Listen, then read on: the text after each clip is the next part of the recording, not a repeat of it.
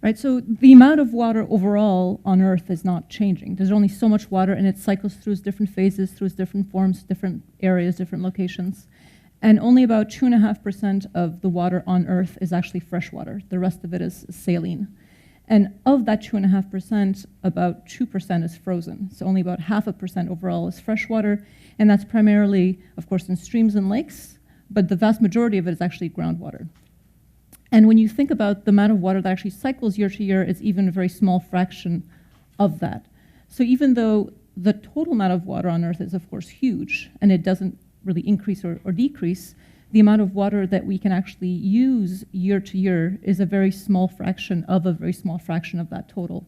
And any changes in where that water is, what quality that water is, and what form it takes has a huge impact on our ability to use it in a manageable way.